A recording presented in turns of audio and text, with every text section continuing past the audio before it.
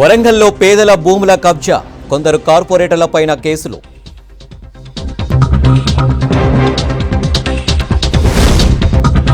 నిర్మాణంలో ఉన్న ఇళ్లు కూల్చివేత, కరీంనగర్లో బీఆర్ఎస్ నేతల ఆగడాలు.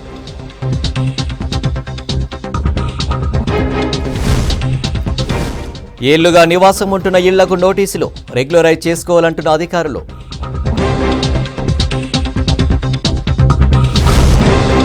Censor lighting bell automatic gate, Palamuru జిల్లా విద్యార్థిని కొత్త ఆవిష్కరణ.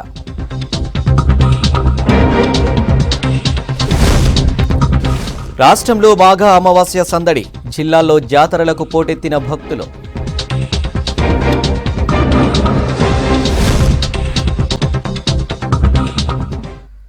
డీటెయిల్ చూస్తే మహబూబాబాద్ జిల్లా బాబునాయక్ తండా శివార్లో ఉద్రిక్తత ఏర్పడింది. భూ సర్వేకు వచ్చిన రెవెన్యూ అధికారులను గిరిజనులు అడ్డుకున్నారు. 70 ఏళ్లుగా సాగు చేస్తున్న భూముల్లో సర్వేలు నిర్వహించడం ఏంటని రైతులు ప్రశ్నించారు. పోలీసులు గిరిజనులను అదుపులోకి తీసుకునేందుకు యత్నించగా ఇరువురి మధ్య వాగ్వాదం జరిగింది. సొంత భూములు దక్కకుంటే ఎంతకైనా తెగించేందుకు వెనకాడేది లేదని తేల్చి చెప్పారు రైతులు. భూములు పోతే ఆత్మహత్యలే శరణమని ఆవేదన వ్యక్తం చేశారు రైతులు.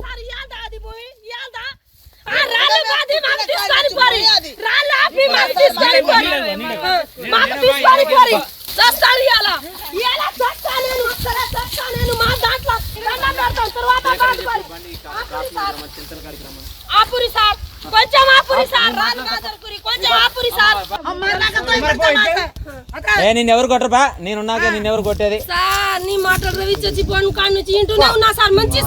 మరి ఇంకేది నీకేం బాధలేదు? నిన్న ఒక్క దెబ్బ కొడితే నాది బాధ్యత పో. మరి ఇంకేంది? ఏం కాదు, ఏం కాదు పో.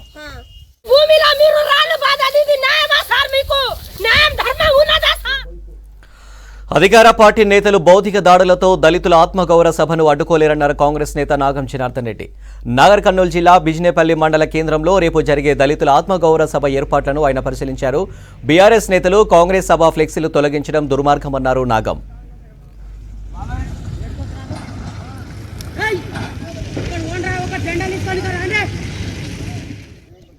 జరుగుతుంది, దానికి కావలసిన ఏర్పాట్లన్నీ కూడా చక్కగా సాగిపోతున్నాయి. ఈరోజు పూర్తయింది. రేపు అత్యధిక సంఖ్యలో ప్రజలు ఊహించని విధంగా ఇక్కడ జనం అంటే గ్రామంకి వెళ్ళి కదులుతున్నారు. ఎందుకు ఇంత దౌర్జన్యాలు జరుగుతున్నాయని నేను ఒకటే అడుగుతున్నాను. మీరందరూ సాక్షులే. నాకు ఆ రోజు అందరూ కూడా ఇక్కడ ఉండే ప్రెస్ అంతా కూడా ఆ సంఘటనా స్థలంలో మీరు ఉన్నారు. మేము ఎలాంటి అంటే అదే ప్రొవొకేషన్ కానీ మా వైపు నుండి వాళ్ళను అంటే ఎదిరించడం కానీ జరగలే. కేవలం విజ్ఞప్తి చేసినాం. ఇలా ప్రశ్నించిండు ఒకటే, ఎందుకయ్యా మేము చూడకూడదా? మేము చూస్తుంటే మా సార్ని ఎందుకు అడ్డుకుంటున్నారంటే కింద పడేసి తొక్కి గొంతు మీద కాలు పెట్టి తొక్కి చంపే. భూముల రేట్లు డబుల్ కావడంతో వరంగల్లో భూదందా మొదలైంది. అధికార పార్టీ కార్పొరేటర్లే కబ్జాలకు దిగుతున్నారన్న ఆరోపణలు ఉన్నాయి. కొంతమంది కార్పొరేటర్లపై కేసులు కూడా నమోదయ్యాయి. అయితే పోలీసులు మాత్రం కేసులు బుక్ చేసి వదిలేస్తున్నారని పబ్లిక్ అంటున్నారు.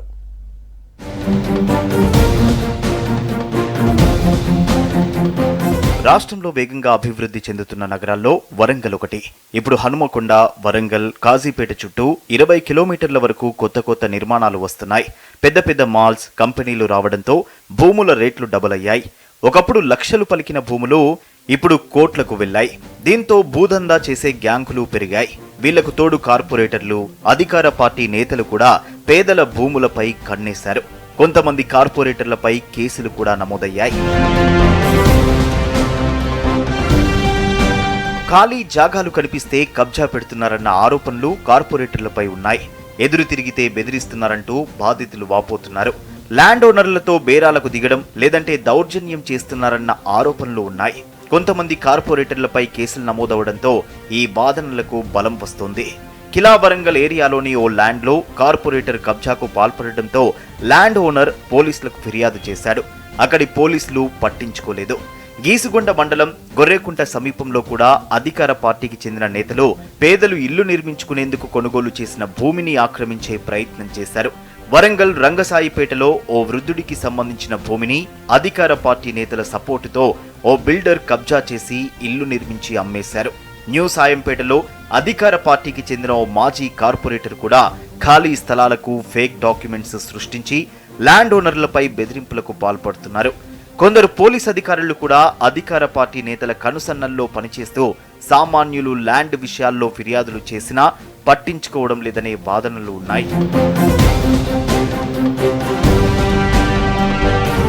హనుమకొండ కాకతీయ కాలనీ ఫేజ్ 2లోని 200 గజాల స్థలంపై బీఆర్ఎస్ పార్టీకి చెందిన 7వ division corporator Vemula Srinivas కన్నేశాడు.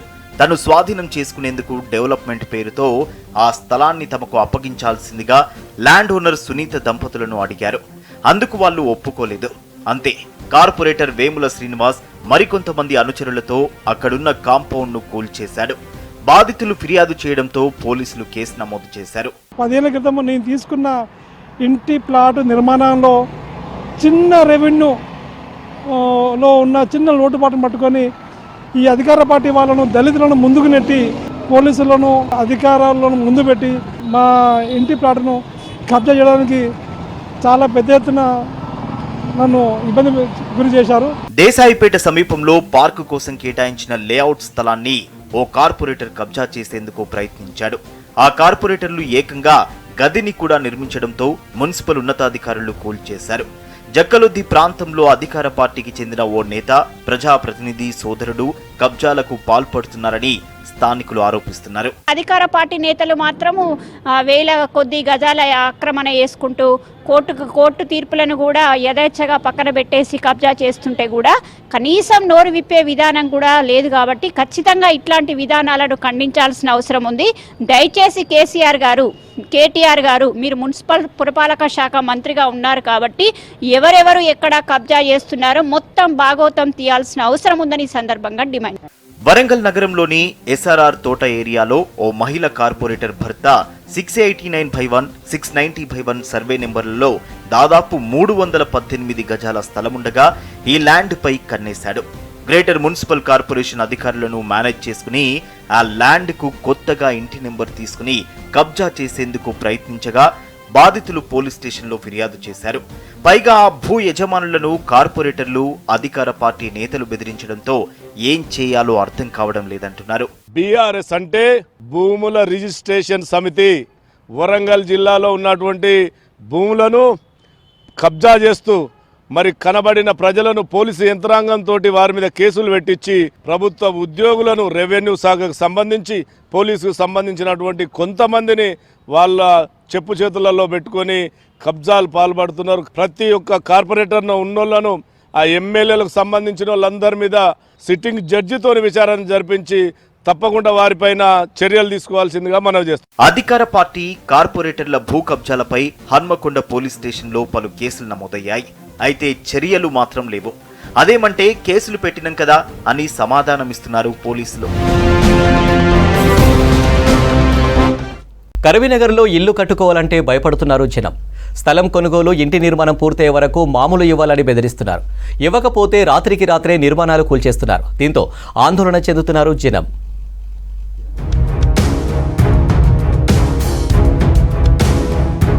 Karimnagar municipal పరిధిలో రోజురోజుకు ప్రైవేటు గ్యాంగుల ఆగడాలు మితిమీరిపోతున్నాయి. రాత్రికి రాత్రే నిర్మాణంలో ఉన్న ఇళ్లను కూల్చివేస్తున్నారు. ఇలాంటి ఘటనలు 2 నెలల్లో 4 చోట్ల జరిగాయి. దీంతో సామాన్యులు ఇల్లు కట్టుకోవాలంటే భయపడుతున్నారు.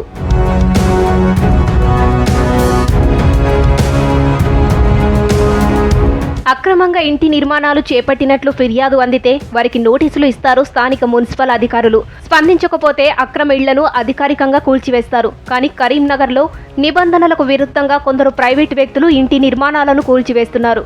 దీంతో బాధితులు పోలీసులకు ఫిర్యాదు చేస్తున్నారు.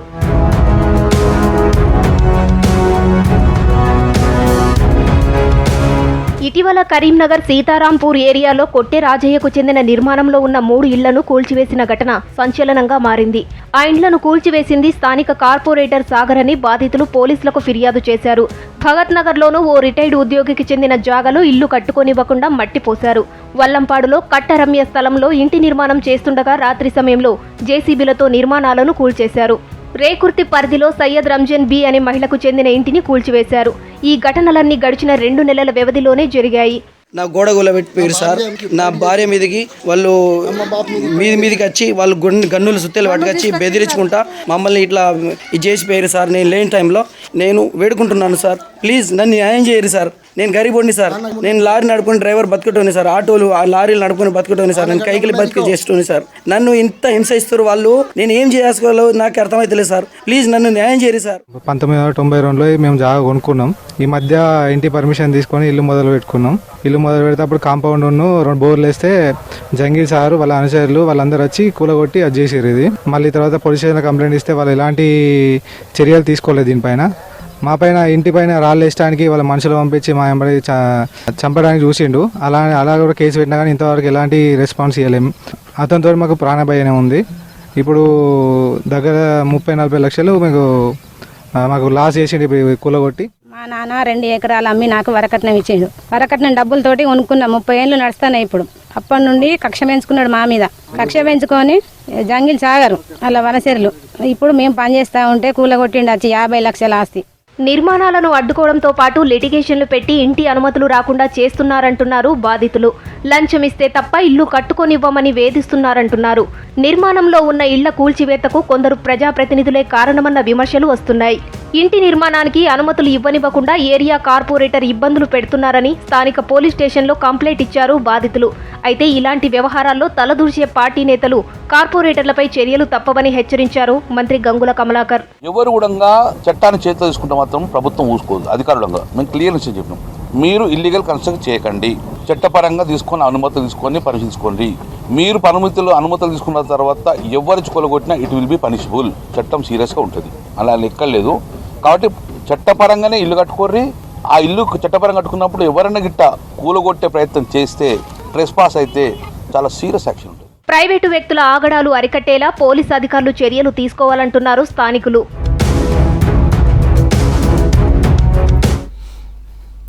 ఎన్నో ఏళ్లుగా నివాసం ఉంటున్న ఇళ్ల స్థలాలు మీవి కావని మెదక్ జిల్లా మంజోలిపల్లి గ్రామస్తులకు నోటీసులు ఇచ్చారు అధికారులు. రెగ్యులరైజ్ చేసుకోవాల్సిందేనంటున్నారు అధికారులు. ఇచ్చిన నోటీసులపై మండిపడుతున్నారు జనం.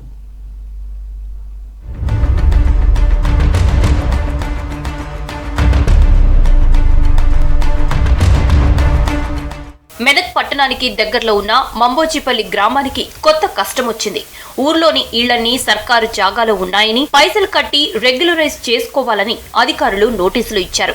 ఒక్కో ఇంటికి 2 లక్షల నుంచి 5.5 లక్షల వరకు కట్టాలని తెలిపారు. దీంతో గ్రామస్తులు ఆందోళన చెందుతున్నారు. కూలి పనులు చేసుకునే మేము ఇంత సొమ్ము ఎక్కడి నుంచి తెచ్చి కట్టాలని ప్రశ్నిస్తున్నారు. మాకు హైవే రోడ్ అయ్యింది, మా రోడ్డు మొత్తము గుంతలో పడింది. మాకు ఇల్లు కట్టుకోనికే మా దగ్గర డబ్బులు లేవు. దీని వలన మాకు మళ్ళా పట్టాలు పంపించడం వల్ల మేము పైసలు ఎక్కడికి వెళ్ళి కట్టాలి. 2 లక్షలు వచ్చింది ఇంటికి, అది 60-70 ఏళ్ళు అవుతుంది. మేము 7 కిలో కట్టాలి. ఏం చేయాలి? మేము ముసలోళ్ళము, 7 కిలో కట్టాలి. ఉన్నమే ఇద్దరం, మేము 7 కిలో కట్టాలి. మాతో ఒక్క పైసా లేదు. మమ్మల్ని ఏం చేస్తారో చెయ్యండి. కాంగ్రెస్ ప్రభుత్వం హయాంలో ఇందిరమ్మ స్కీమ్ కింద ఇళ్లు కట్టుకున్నారు స్థానికులు. అప్పటి నుంచి ఇంటి పన్ను, నల్లా బిల్లులు కడుతూ వస్తున్నారు. అయితే ఈ ఇళ్లన్నీ ప్రభుత్వ భూమిలోనే ఉన్నాయని జీవో నెంబర్ 58, 59 కింద రెగ్యులరైజ్ చేసుకోవాలంటున్నారు అధికారులు. సర్కారే ఫ్రీగా రెగ్యులరైజ్ చేయాలంటున్నారు గ్రామస్తులు. సంపాదించిందే లేదు, మా అత్తమామలు సంపాదించిందే. ఇప్పుడు గూల కొడితే మేము ఏడ ఉండాలి, మా పరిస్థితి ఏడ ఉండాలి, ఏడ చేయాలి. మా వాళ్ళు ఉన్నదే మా సంపాదనమే స్కూల్కి పిల్లలకి అవుతుండ్రు, మా ఖర్చులకు అవుతలేదు. 3 లక్షల నోటీస్ వచ్చింది ఇంటికి. ఇక కట్టినాము 1 లక్ష అయితే కట్టినాము. ఇట్లా పిల్లలు ఉన్నారు, ఎట్లా మాకు పరిస్థితి? చదువుకుంటారు పిల్లల కష్టం. మాకు జాబులు లేవే, ఏం లేవు. మేము చేసుకుంటా బతుకుతున్నాం వ్యవసాయం. ఊర్లో సుమారు 400 ఇండ్లున్నాయి. గ్రామ సర్వే నంబర్ 368లో 380 ఎకరాలకు పైగా సర్కారు భూమి ఉంది. 1987లో అప్పటి ప్రభుత్వం నిజాం షుగర్ ఫ్యాక్టరీ కోసం ఇందులో 150 ఎకరాలు కేటాయించింది. మిగిలిన కొంత భూమిలో ఇండ్లు కట్టుకుని ఉంటున్నారు. వీటికి ఇంటి నెంబర్లు, కరెంటు మీటర్లు ఉన్నాయి. ఆస్తి పన్ను, కరెంటు బిల్లులు కడుతూనే ఉన్నారు. అయితే పాత గుడిసెలు, ఇళ్లను కూల్చేసి ఆ స్థలంలో కొత్త ఇండ్లు, షాపులు కట్టుకుందామంటే అధికారులు పర్మిషన్ ఇవ్వడం లేదంటున్నారు గ్రామస్తులు. మేము ఎక్కడికైనా సిద్ధంగా ఉన్నాం. 5 లక్షలు 59 జీవో పేరు మీద మా గొంతు మీద కత్తి పెట్టినారు. ఈరోజు మేమేం ఊరేసుకోవాలన్నా, ఏమైనా తెచ్చుకొని తాగాలన్నా, ఎక్కడికైనా తీసుకొస్తాం డబ్బు? ఇప్పుడు కట్టాలంటూ కట్టలేని పరిస్థితిలో ఉన్నాము. కాబట్టి ఈ గవర్నమెంట్ వెంటనే చర్య తీసుకొని మాలాంటి వాళ్ళకు న్యాయం జరిపించాలని మేము కోరుకుంటున్నాము. 1,60,000 అంటే మేము ఏడికేం తేవాలి, ఏం చేసి కట్టాలి? నోటీసులు పంపించారు కట్టమని, ఏడికేం కట్టాలి? కట్టే పరిస్థితి లేదు మాకు. అవి కట్టడానికి ఒక్కొక్కరికి లక్షలు వచ్చాయి. అవి ఎలా కడతారు? వాళ్ళ పరిస్థితి ఏంది? వాళ్ళు ఏం చేస్తారు? వాళ్ళు తినడానికి తిండి దిక్కు లేక ఇలా ఏదో పెన్షన్ పైసలతో అవితో డొక్కాడితే కానీ రెక్కాడితే కానీ డొక్కాడిన పరిస్థితిలో వాళ్ళు ఉన్నారు. కాబట్టి ఈ నోటీసులను తిరిగి ఉపసంహరించుకొని మాకు 58, 59 జీవోగా కూడా మంబోజ్పల్లి గ్రామాన్ని గ్రామ కంఠం కింద ప్రకటించవలసిందిగా మన గౌరవ ముఖ్యమంత్రి కేసీఆర్ గారిని మేము మంబోజ్పల్లి తరఫున విజ్ఞప్తి చేస్తున్నాం. కాకపోతే ఇల్లు కూల కొడతామని అంటారు. ఎట్లా కడతాం సార్? మేము కూలి చేసుకొని బతికేటోళ్ళం. మేము 5 మంది, 2 కొడుకులు, 1 బిడ్డే. మా బిడ్డే హాస్టల్ చదివిలేకనే హాస్టల్ వేసినాం. హాస్టల్ చదువుకుంటుంది. ఎట్లా కూలి నాళ్ళని బిడిల్ చేస్తాం. ఆయన డ్రైవరు. ఎట్లా కడతాం సార్? 368 సర్వే నెంబర్ను గ్రామ కంఠంగా గుర్తించి పాత ఇళ్ల స్థలాల్లో కొత్తగా ఇళ్లు కట్టుకునేందుకు పర్మిషన్ ఇవ్వాలంటున్నారు గ్రామస్తులు.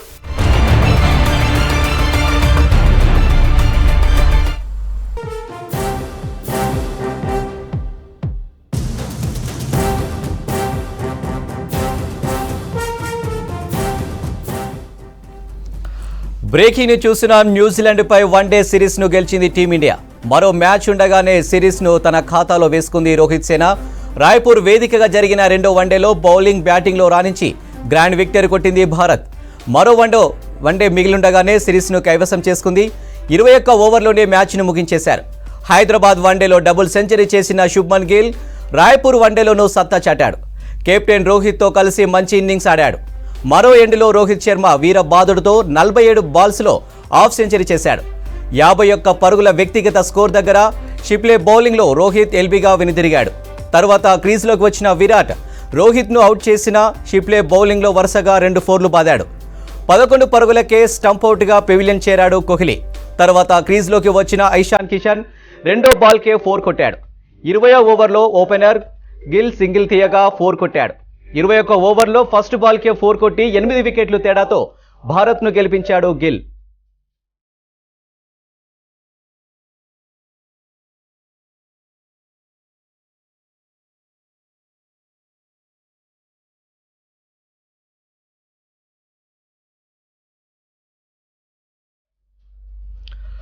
రెండో వన్డేలో భారత బౌలర్ల దాటికి కివీస్ విలవిలలాడింది. షమీన్ స్వింగ్ బౌలింగ్తో కివీస్ బోల్తా కొట్టింది. కేవలం 108 పరుగులకే కివీస్ ఆల్అవుట్ అయింది. భారత బౌలర్ల ధాటికి పరుగులు చేయలేక బ్యాట్స్మెన్స్ ఇబ్బంది పడ్డారు. దాదాపు 7 బ్యాట్స్మెన్ 2 అంకెల స్కోర్ కూడా చేయలేక పెవిలియన్ చేరారు. ఫిలిప్స్ మాత్రమే 36 పరుగులు చేశాడు. ఫస్ట్ వన్డేలో దుమ్ము లేపిన మైకెల్ బ్రేజ్వెల్ 22 పరుగులకే వెనుదిరిగాడు. దీంతో న్యూజిలాండ్ 108 పరుగులకే కుప్పకూలింది. భారత బౌలర్లలో మహమ్మద్ షమి 3 వికెట్లు, పాండ్యా, వాషింగ్టన్ సుందర్కు చెరో 2 వికెట్లు దక్కాయి. సిరాజ్, శార్దుల్ ఠాకూర్, కుల్దీప్ యాదవ్కు తలో వికెట్ పడగొట్టారు.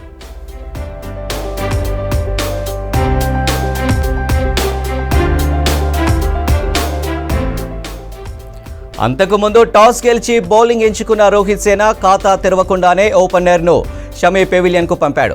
ఆ తర్వాత ఓవర్లలో వరుస వికెట్లు కోల్పోయారు. ఒకానొక దశలో 15 పరుగులకే 5 వికెట్లు కోల్పోయింది. కాసేపు ఆచితూచి ఆడిన మైకెల్ బ్రేజ్వెల్ భారత బౌలర్ల దాటికి నిలవలేకపోయాడు. షమీ బౌలింగ్లో ఇషాన్ కిషన్కు క్యాచ్ ఇచ్చి వెనుదిరిగాడు. క్రీజులో నిలదొక్కున్న ఫిలిప్సన్ వాషింగ్టన్ సుందర్ బౌల్తా కొట్టించాడు. దీంతో కివీస్ 108 పరుగులకే చుట్టేసింది. భారత్ 109 పరుగుల టార్గెట్తో బరిలోకి దిగనుంది.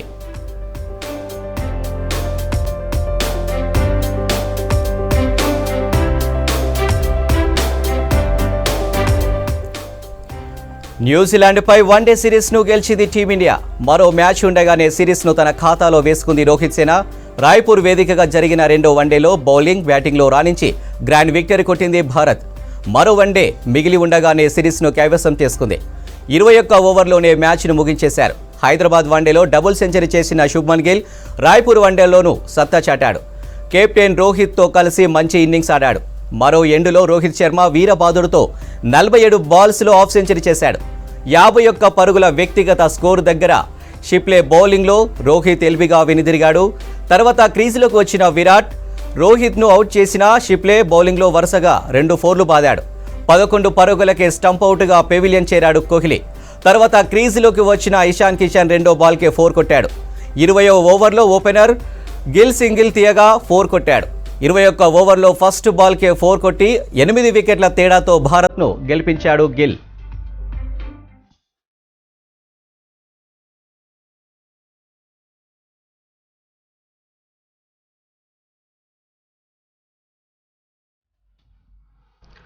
గతంలో టీటీడీకి చెందిన కళ్యాణ మండపాలలో వివాహాలు జరిగేవి. పేద మధ్యతరగతి కుటుంబాలు తక్కువ ఖర్చుతో ఘనంగా పెళ్లిళ్లు జరుపుకునేవారు. ఇప్పుడు కళ్యాణ మండపాలు నిర్లక్ష్యానికి గురవుతున్నాయి. ప్రైవేట్ ఫంక్షన్ హాల్స్కు డిమాండ్ పెరిగాయి.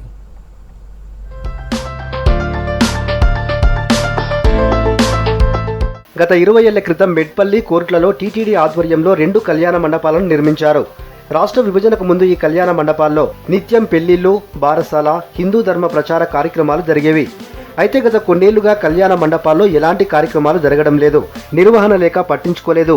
దీంతో కళ్యాణ మండపాల ప్రాంగణం పిచ్చిమొక్కలతో నిండిపోయింది.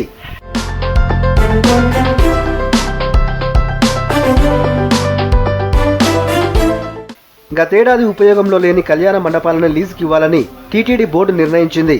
దీంతో మెట్పల్లి కళ్యాణ మండపాన్ని గుట్టుచప్పుడు కాకుండా ఎమ్మెల్యే అనుచరుడికి లీజుకిచ్చారు. దీంతో జనం ఆందోళన చెందుతున్నారు. గతంలో తక్కువ ధరలో కళ్యాణ మండపాల్లో వివాహాలు జరిగేవని ఇప్పుడు ప్రైవేట్ వ్యక్తుల చేతుల్లోకి వెళ్తే ఎక్కువ మొత్తంలో డబ్బులు చెల్లించాల్సి ఉంటుందని ఆందోళన చెందుతున్నారు.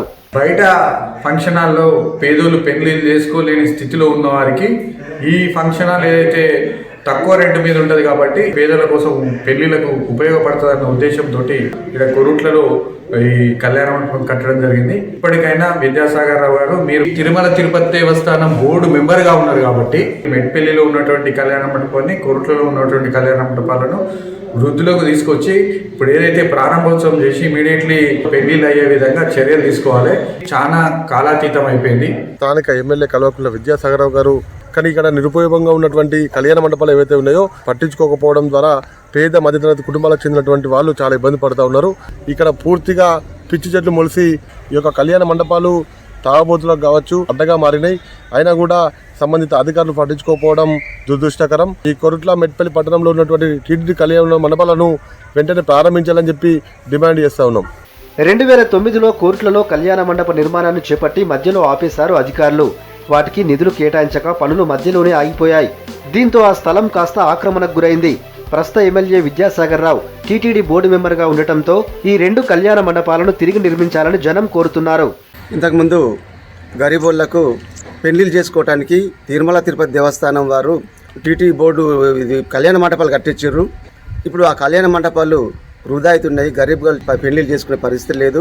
ఆ కళ్యాణ మండపాలను వేస్ట్ చేస్తున్నారు. ఎమ్మెల్యే విద్యాసాగర్ గారు బోర్డు మెంబర్ కాబట్టి కళ్యాణ మండపాలను పునరుద్ధరించాలని మా బీదస్తుల తరపున కోరుకుంటున్నాము.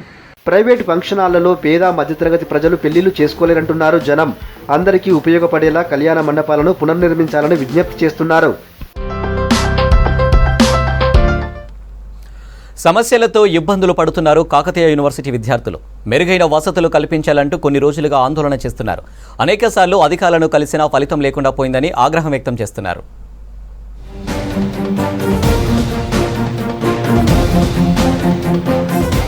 కాకతీయ యూనివర్సిటీ హాస్టల్లో కనీస సౌకర్యాలు లేక తీవ్ర ఇబ్బందులు పడుతున్నారు విద్యార్థులు. ప్రస్తుతం ఉన్న హాస్టల్స్ విద్యార్థులకు సరిపోవడం లేదు. వర్సిటీ పరిధిలో 14 హాస్టల్స్ ఉన్నాయి. విద్యార్థినుల కోసం పద్మాక్షి హాస్టల్లో 5 బ్లాకుల్లో 236 గదులు ఉన్నాయి. వీటిలో 1262 మంది విద్యార్థినులు ఉండేందుకు అవకాశం ఉంది. ప్రస్తుతం 1800 మందికి పైగా ఉన్నారు. ఒక్కో గదికి 6 కంటే ఎక్కువగా ఉంటున్నారు. వాటర్, శానిటేషన్, ఇరుకైన గదులతో ఇబ్బందులు పడుతున్నారు విద్యార్థినులు. హాస్టల్స్ వచ్చేసి రూమ్స్ ఒక్కటి చాలా ఇబ్బంది అవుతుంది. సరిపోవట్లేదు.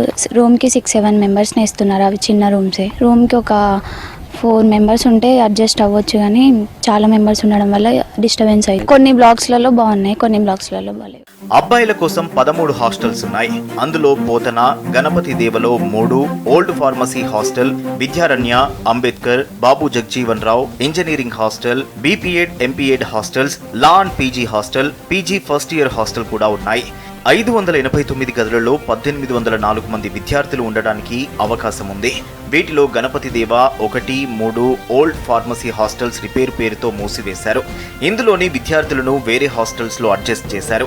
దీంతో విద్యార్థులు అవస్థలు పడుతున్నారు. సరైన టాయిలెట్స్ లేకపోవడంతో ఆరు బయటే స్నానాలు చేస్తున్నారు. హాస్టల్లో అతి దారుణంగా అధ్వాన పరిస్థితిలో కాకతీయ యూనివర్సిటీలో ఉన్న హాస్టల్ ఉండడం జరిగింది. అక్కడ GD1, GD2 హాస్టల్ పూర్తిగా క్లోజ్ చేయడం జరిగింది. హాస్టల్ పేరుతోటి విద్యార్థులను ఇష్టరాజ్యంగా ఇబ్బందులకు గురి చేస్తూ ఈ పోతన హాస్టల్కు దాదాపుగా ఒక 50-40 ఏళ్ళ చరిత్ర ఉంది. అలాంటి చరిత్ర గల హాస్టల్ను అబ్బాయిలకు కేటాయించకుండా అమ్మాయిలకు కేటాయిస్తామని చెప్పి ఇక్కడ వీసీ మరియు హాస్టల్ డైరెక్టర్ ఇతర అధికారులు చెప్పడం అనేది చాలా బాధాకరం అని చెప్పి సందర్భంగా తెలుస్తున్నా. మీ కొత్త హాస్టల్కు అమ్మాయిలు ఇచ్చి అమ్మాయిలకు అక్కడ ఇది సెక్యూరిటీ కల్పించాలని చెప్పి ప్రధానంగా డిమాండ్ చేస్తాం. యూనివర్సిటీ ప్రారంభం నుంచి అబ్బాయిలకు కేటాయించిన పోతన హాస్టల్ వివాదంగా మారింది. ఈ హాస్టల్ ను ఖాళీ చేయించి అమ్మాయిలకు ఇవ్వాలని పాలకవర్గం నిర్ణయించింది. కొత్తగా కట్టిన హాస్టల్ కు వెళ్లాలని అబ్బాయిలకు చెబుతున్నారు. కానీ దానికి విద్యార్థులు ఒప్పుకోవడం లేదు. కొద్ది రోజులుగా ఈ అంశంపై ఆందోళనలు కొనసాగుతున్నాయి. పోతన హాస్టల్ అధ్వానంగా ఉందంటున్నారు విద్యార్థులు. మన తెలంగాణ ప్రభుత్వం వచ్చిన కాంచి ఇప్పటి వరకు ఈ యూనివర్సిటీకి కనీసం విద్యార్థులకు సంబంధించినటువంటి వసతి గృహాల గురించి కనీసం ఒక 2 కోట్లు 3 కోట్లు శాంక్షన్ చేసిన చరిత్ర ఈ ప్రభుత్వానికి లేదు. నాడు యూనివర్సిటీలే కదా ఉద్యమ కేంద్రాలుగా పనిచేసింది. ఆ రూమ్లలో కొన్ని రూమ్లు ఇప్పుడు చాలా పాతబడ్డ భవనాలు ఉన్నాయి. కొత్త భవనాలు శాంక్షన్ లేదు. గర్ల్స్ హాస్టల్లో కూడా సేమ్ అదే ప్రాబ్లం.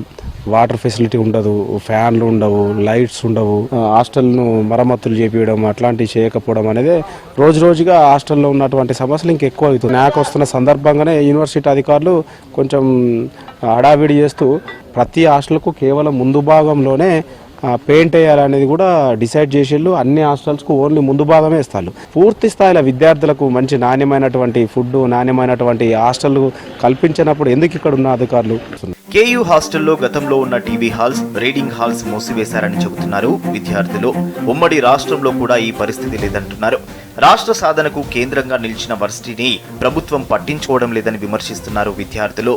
ఈ రోజు విద్యార్థులకు హాస్టల్లో అసలు సమస్యలుగా నిలయంగా మారిన హాస్టల్ సమస్య 40-50 చరిత్ర కానీ పోతున్న హాస్టల్ బాయ్స్ అంటే అబ్బాయిలు ఉంటున్నారు. అది గత 40-50 నుంచి అబ్బాయిలకు మాత్రం కేటాయిస్తున్నారు. ఇప్పుడు ఉన్న పలంగా దాన్ని అబ్బాయిలందరూ ఖాళీ చేయించాలి, దాన్ని గర్ల్స్కి ఇవ్వాలని చెప్పేసి విద్యార్థులను వేరింపుల ధోరణిలో పాల్పడుతూ ప్రపంచవ్యాప్తంగా, దేశవ్యాప్తంగా, రాష్ట్ర వ్యాప్తంగా ఉన్న రాజకీయ పరిస్థితుల గురించి కానీ, అంతర్జాతీయ జాతీయ విషయాల గురించి కానీ, విద్యా వ్యవస్థ గురించి కానీ మంచి డిబేట్ జరిగే టీవీ హాల్లు క్లోజ్ చేస్తున్నారు. కొత్తగా హాస్టల్స్ భవనాలు నిర్మించాలంటున్నారు విద్యార్థులు. ఉన్న హాస్టల్స్ లో సౌకర్యాలు మెరుగుపరచాలని కోరుతున్నా అధికారులు పట్టించుకోవడం లేదంటున్నారు. న్యాగ్ బృందం పర్యటన కోసం బయటకు రంగులు వేసి పై మెరుగులతో సరిపెట్టే ప్రయత్నాలు చేశారని విమర్శిస్తున్నారు. విద్యార్థులు లేనప్పుడు మీరెందుకు అసలు అనే విద్యార్థుల సమస్యలు పరిష్కరించినప్పుడు అయితే మీరు వీసీ రిజిస్టర్గా మేము గౌరవిస్తాం. మీరంటే మాకు చాలా గౌరవం. కానీ మా సమస్యలు మీరు పట్టించుకోకపోవడం వల్ల మీరు నిజంగా కూడా సిగ్గు సమస్యలు వచ్చేసి ఇప్పుడు దానికి లేడీస్ కేటాయించడం వల్ల ఎలాంటి బాత్రూమ్స్ కరెక్ట్ వల్ల కింద ఒక 16 రూమ్లు ఉంటాయి. దానికి ఓన్లీ 3 బాత్రూమ్సే. దానికి స్నానం చేయడానికి బాయ్స్ అయితే ఒక 200 మంది బయటనే స్నానం చేస్తారు రోజు. నిధులు కేటాయించామని ఒక 6 నెలల కిందనే చెప్పారు. కానీ నిధులు ఎడిపోయినాయో మాకు ఎడిపోయినాయో తెలుస్తలేదు. సమస్యలు అయితే అట్నే ఉన్నాయి, నిధులు ఎడిపోయినాయో మాకైతే తెలియదు. అదొక్క హాస్టల్, ఏ హాస్టల్ చూసుకున్నా కానీ, మెస్లో చూసుకున్నా కానీ, డిపార్ట్మెంట్లో చూసుకున్నా కానీ ఎక్కడ కూడా వాష్రూమ్స్ కానీ, వాటర్ కానీ ఎలాంటి ఫెసిలిటీస్ అయితే యూనివర్సిటీలో అయితే లేవు. ఇప్పటికైనా వాటి అన్నింటినీ పరిగణలో తీసుకొని అవన్నీ బాగా చేయాల్సిందిగా కోరుచున్నాం. కాకతీయ వర్సిటీలో హాస్టల్స్ సమస్యలు తీర్చకపోతే ఆందోళన ఉధృతం చేస్తామంటున్నారు విద్యార్థులు. లెదర్ పార్కుతో జీవితాలు మారతాయని భావించిన మోచిలకు నిరాశ మిగిలింది. లెదర్ పార్క్ నిర్మాణం మధ్యలోనే ఆగిపోయింది. రాష్ట్ర సర్కారు నిర్లక్ష్యమే ఇందుకు కారణమని మండిపడుతున్నారు మోచీలు.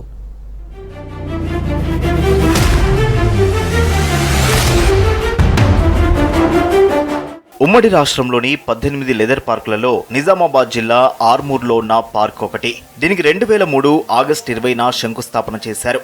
చర్మకారులకు శిక్షణ ఇవ్వడానికి పెద్ద రేకుల షెడ్ నిర్మించారు. కుట్టు మిషన్లు తెప్పించారు. ఎంపిక చేసిన కొందరికి చెన్నైలోని పుట్ పార్క్ శిక్షణ సంస్థల్లో, మరికొందరికి హైదరాబాద్లో శిక్షణ ఇప్పించారు. స్థానికంగానూ కొందరికి ట్రైనింగ్ ఇచ్చారు. తరువాత దీనిని పట్టించుకునేవారు కరువయ్యారు. బట్టకెంత విలువ ఉన్నో చెప్పుకంత విలువ ఉన్నది కాబట్టి చెప్పులు మంచిగా ఉండాలా, బట్ట మంచిగా ఉండాలా. ఈ వేసే చేనేత బట్టలు వేసే చేనేతను కార్మికులకు మీరు ఇస్తున్నారు, సంతోషం. మరి మిమ్మల్ని సేవ చేస్తున్న చెప్పుల వాళ్ళకి ఎందుకు ఇస్తలేరు? కాబట్టి ఇప్పుడు ఇస్తారని నేను ఆశిస్తున్నాను. ఎవరు పట్టించుకోవడం లేదు. కావున అందుకొరకు నేను గవర్నమెంట్కు అందరికీ విన్నపం చేస్తున్నాను. కాబట్టి ఏంటంటే మీరు ముందు ఈ లెజర్ పార్క్ని ముందు స్టార్ట్ చేసి రోడ్లపైన ఎవరు కూడా ఉండకుండా చూడాలని చెప్పి నేను ధన్యవాదాలు చేస్తూ చాలా ఈ సంతోషంగా ముగిస్తూ, చర్మకారుల్ని, చేతి వృత్తులను ప్రోత్సహించాలనే ఉద్దేశంతో కేంద్ర ప్రభుత్వం ఈ లెదర్ పార్క్ను మంజూరు చేసింది. షెడ్ కట్టి వదిలేయడంతో ఇది నిరుపయోగంగా మారింది. దీని ద్వారా వందల మందికి ప్రత్యక్షంగా, పరోక్షంగా ఉపాధి కల్పించే అవకాశం ఉన్నప్పటికీ అధికారులు పట్టించుకోవడం లేదన్న విమర్శలు వస్తున్నాయి. పరిశ్రమ అభివృద్ధి అయితే ఒక 5,000 నుంచి 10,000 వరకు మా చర్మ కార్మికులు దీనిపైన బతుకుతున్న వారందరికీ ఆధారం దొరుకుతుంది. కానీ ఇప్పటి వరకు ఈ ప్రభుత్వము గత 5 సంవత్సరాల క్రితము 10 కోట్లు మంజూరు చేసినామని చెప్పడం ద్వారానే కానీ ఇదివరకు దాకా 100 రూపాయలు కూడా ఇక్కడ ఎలాంటి అభివృద్ధి కార్యక్రమాలు జరపలేదు. మా పిల్లలు మాకు ఇల్లు లేవు, గరీబు బతుకున్నది, మాకు ఈ లిడ్ షాప్ మీద ఆధారపడి ఉన్నాము. కాబట్టి దీనికి మాకు వెలుగులోకి తెచ్చి మాకు ఇంత ఆధారం అనేది ఇస్తే ఈ ప్రభుత్వం మేము ఇంత బతుకుదామని చెప్పేసి. లెదర్ పార్క్ పునరుద్ధరణకు 50 కోట్ల ప్యాకేజీ అవసరమవుతుంది. ఈ పార్క్ ప్రారంభమైతే వేలాది మందికి ఉపాధి అవకాశాలు లభిస్తాయంటున్నారు స్థానికులు. ప్రభుత్వాలు మారినా పరిస్థితి మారలేదంటున్నారు మోచి కులస్తులు. ఇప్పటికే కేంద్ర ప్రభుత్వం కేంద్ర నిధులను కేటాయించిందన్నారు. ఎంపీ ధర్మపురి అరవింద్ కూడా నిధులు కేటాయిస్తానని హామీ ఇచ్చారని చెబుతున్నారు. రాష్ట్రం తన వాటా నిధులు కేటాయించకుండా వివక్ష చూపిస్తోందని మండిపడుతున్నారు మోచి కులస్తులు. మా ప్రాంత ఎమ్మెల్యే గారికి కూడా మేము హెచ్చరిస్తున్నాము. మీ తీయటి మాటలు మానుకోండి, దీన్ని త్వరలో ప్రారంభించే ఆలోచన చేయండి. లేనట్టయితే మీకు కూడా మా చర్మకారులు సరి అయిన రీతిలో సమాధానం చెప్తారు ఎలక్షన్లో. మీరు మీ రాజకీయాలు పక్కకు పెట్టి మా దళితుల అభివృద్ధి కోసం మీరు పాటుపడాల్సింది కదా. ఇద్దరికి కూడా ఎమ్మెల్యే గారికి కానీ ఎంపీ గారికి కానీ మేము విన్నవించుకుంటున్నాం. రాష్ట్ర ప్రభుత్వం ఇచ్చిన మాట నెరవేర్చాలని, పరిశ్రమను ప్రారంభించాలంటున్నారు మోచి కులస్తులు. నిర్మాణ పనులు జరగకపోవడంతో లెదర్ పార్క్ స్థలం కబ్జా అవుతోంది. ఇప్పటికే చాలా వరకు స్థలాన్ని ఆక్రమించారు స్థానికులు. ఒక్క ఆవిష్కరణ ఎన్నో పరిష్కారాలు, ఒక ఆలోచన మరెన్నో ఉపయోగాలు.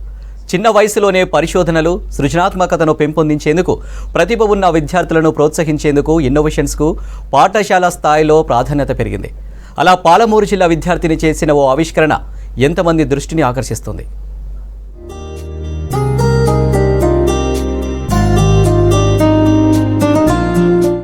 ఈ చిన్నారి పేరు అక్షయ. మహబూబ్ నగర్ జిల్లా జడ్చర్లలోని ఓ ప్రైవేటు పాఠశాలలో చదువుతోంది. టీచర్ల సహకారంతో ఓ వినూత్న ఆవిష్కరణ చేసింది. మల్టీ ఫంక్షనల్ హౌస్ ను తయారు చేసింది. ఈ ప్రాజెక్టు యొక్క ప్రత్యేకతలు అందరినీ ఆకట్టుకుంటాయి. ఈ ఇంట్లో మనం టచ్ చేయకుండానే డోర్ బెల్ మోగుతుంది. ఆటోమేటిక్ గా గేట్ అన్లాక్ అవుతుంది. సెన్సార్ లైటింగ్ సిస్టమ్ ఉంది. ఆటోమేటిక్ గా ఫ్యాన్స్ ఆన్ అవుతాయి. అగ్ని ప్రమాదాల నివారణ కోసం ఫైర్ సేఫ్టీ ప్రికాషన్స్ ఉన్నాయి.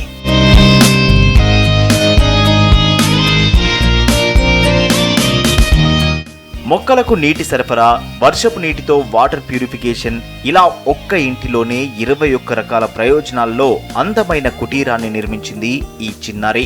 ఆదర్శ కుటీరంగా తీర్చిదిద్దింది.